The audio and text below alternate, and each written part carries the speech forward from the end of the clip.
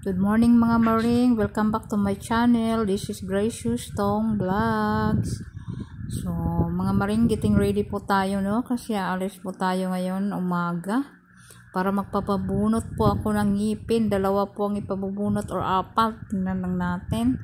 So ayan po, ngayong araw to mismo nangyayari kasi po nakalimutan kong mag vlog parang nag-enjoy naman ako maglubog-lubog dito sa tabi-tabi lang mga maring, kaya murag tinatamad man ako mag-video-video.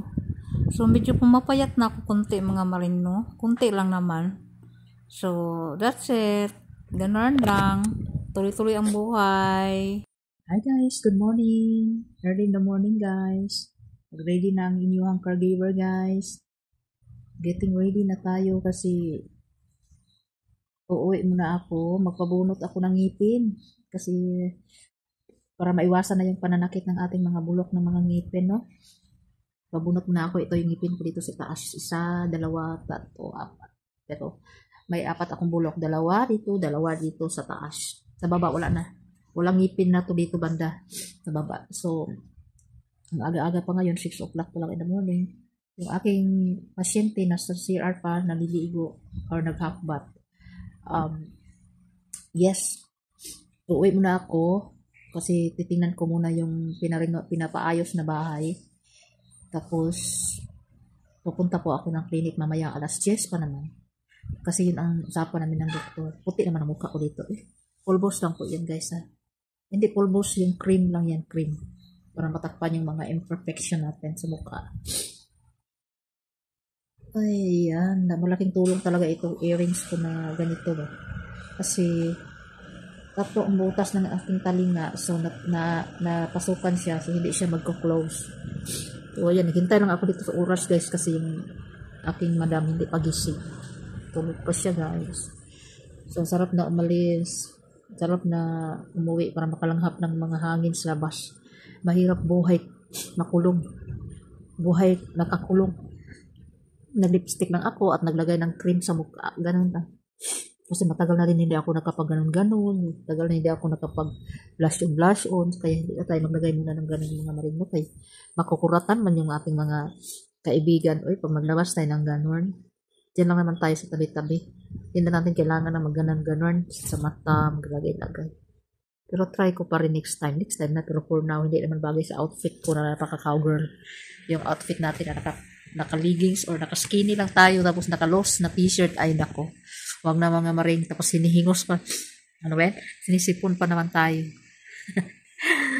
Uwi na din masyado pag mag-makeup pa tayo, no? Diba? Ganito lang kasimple ang nanay, buhay, caregiver, nakakulong sa trabahoan. Basaya na pag makalabas pa minsan-minsan, o diba? Ganun talaga. Sa isang buwan, minsan 3 beses, minsan 1 beses lang ako makalabas dito sa aking lungga, dito sa aking workplace. O diba, ganun lang, tiis lang tayo dahil may mga pangarap tayo para sa ating mga anak. Kaya laban lang mami, laban lang inahan. Ganun talaga ang buhay. Kailangan natin kumilos habang malakas pa tayo kasi may mga anak po tayong umaasa. May mga anak po tayong naghihintay at nanghihingi para ma-provide natin yung mga future ng ating mga anak. Ganun. Hindi na para sa ating sarili, kundi ang para sa ating sarili ay yung pagiging malakas na lang at magiging healthy palagi para tuloy-tuloy po yung ating paghahanap buhay para sa future ng ating mga anak. Ganun. Lalo na ang panahon ngayon na sobrang mahal na mga bilihin, kailangan nating magpursige pa. Kumilos habang may magandang oportunidad, kaya wag sayangin. Go pa rin ang mga nanay dyan. Shout out sa lahat ng mga nagsumikap na mga nanay. Saludo ako sa inyo at isa na ako sa inyo dyan. Bye! Hey guys! Dito tayo. Wala ng aking boyfriend.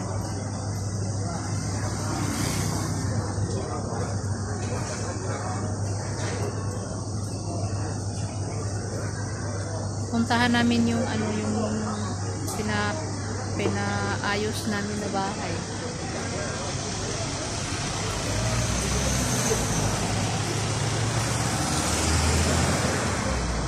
Dito lang banda yung bahay na nilipatan namin. Soon.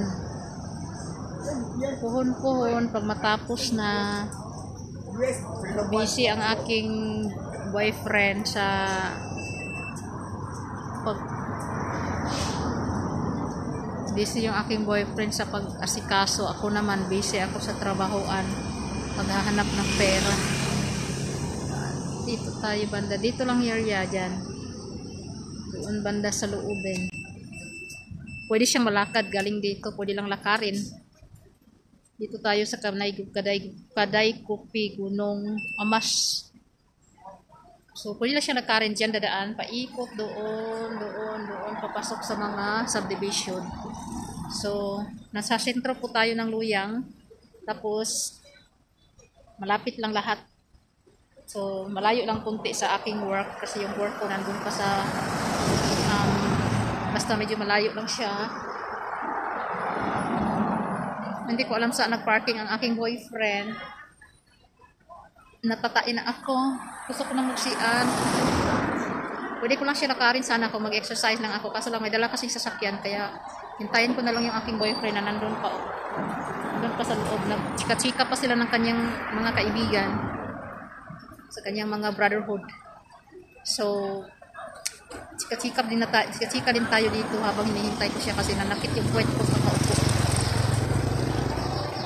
Dito kasi na area guys, so Kusang area is lahat po dito mayroon na groceryhan, mga restaurant, lahat na dito, market, nandito na lahat. So dito po yun palagi, may KFC pa nga dyan, usunahan. Ayan KFC, may KFC pa dyan.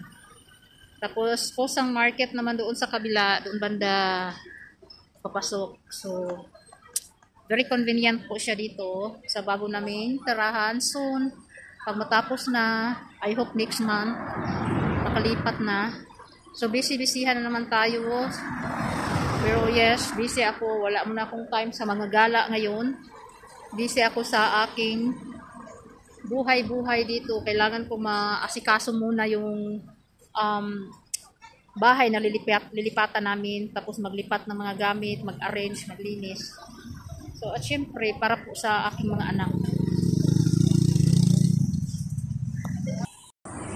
Hindi pa pala naka-on kanina, no? So, welcome back to my channel, Gracious Stone Vlog. So, ngayon guys, nandito tayo sa area na Kusang. Sa Kusang area, dito, banda. Dito na tayo sa gilid-gilid, ayan.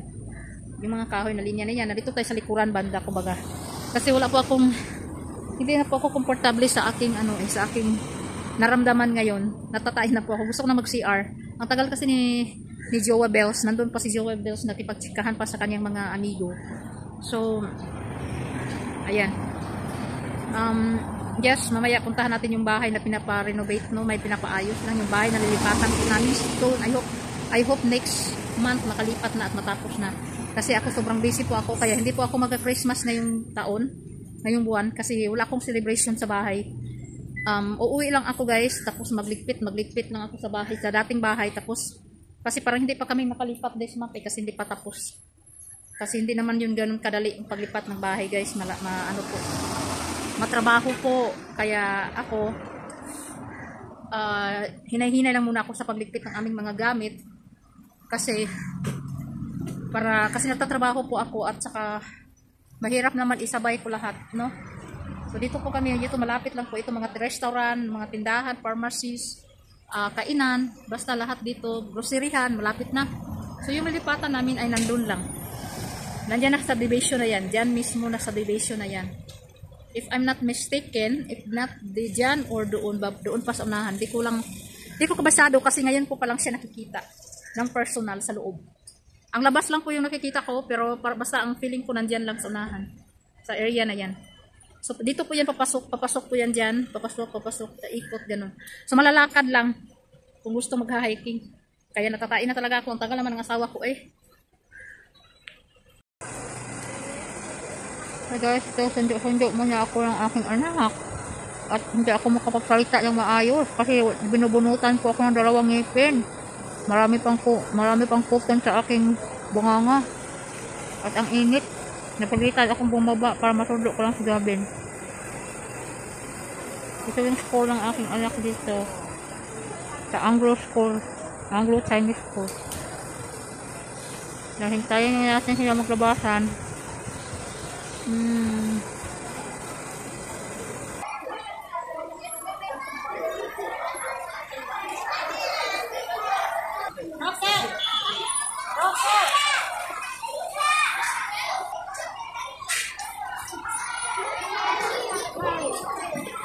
Oh, yes.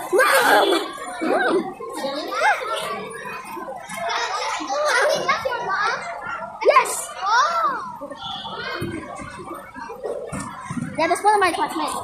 Her name's Nyla.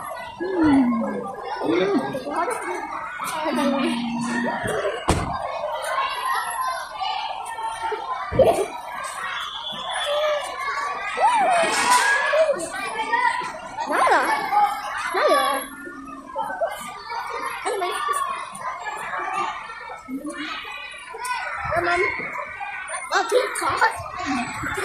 Oh, mommy, take Archie. Oh my god. Having cold. Happy? You didn't know mommy is there? Yeah. Oh, come. I didn't know more. I didn't know you were there. I didn't know you were there to pick me off. I was just thinking it was. So, ayan guys, hindi ako makapagsalita dito guys kasi po Hello? kabubunot ng aking dalawang ngipin, yung aking pinakalas na ngipin sa ibabaw. Kaya ayan, tahimik lang tayo dito, no? So, thank you so much for watching.